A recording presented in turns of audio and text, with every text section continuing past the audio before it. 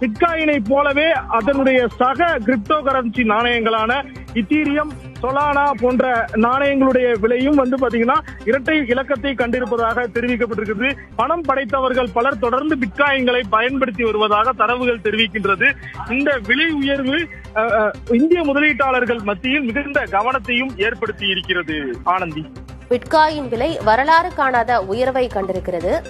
பாலிவுட்வில் இந்த விலை உயர்வு அப்படிங்கிறது சர்வதேச சந்தையில என்ன மாதிரியான தாக்கங்களை ஏற்படுத்தும்? இது ஒரு டிஜிட்டல் கரன்சி என நாம் தெரிவிக்கலாம். இது போன்று உங்களுக்கு பாத்தீங்கன்னா கிரிப்டோ கரன்சி மீதான ஒரு முதலீடுகள் சமீப காலமாக அதிகரித்து வருகிறது.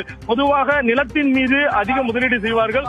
தற்போது தங்கத்தின் மீதும் வெள்ளியின் மீதும் முதலீடுகள் அதிகரித்து வரும் நிலையில மக்கள் அனைவரும் பாத்தீங்கன்னா அதிக அளவிற்கு லாபத்தை ஈட்ட வேண்டும் என்கின்ற நோக்கத்தோடு இது போன்ற கிரிப்டோ கரன்சி நாணயங்கள்ல முதலீடு செய்கிறார்கள். இதுவரை பாத்தீங்கன்னா சந்தையில 100க்கும் மேற்பட்ட கிரிப்டோ கரன்சி இருக்கிறது.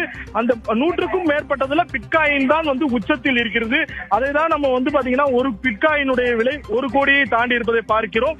மக்கள் அதிகமாக தங்கத்தை தாண்டி தற்போது கிரிப்டோ கரன்சியிலும் ஆர்வம் காட்டுகிறார்கள், அதில் முதலீடு செய்கிறார்கள் என்பதற்கு எடுத்துக்காட்டாக இந்த 12 வருடத்துல ஒரு பிட்காயினுடைய விலை 1 கோடி ரூபாயை தாண்டி இருப்பதை நம்மளால பார்க்க முடிகிறது.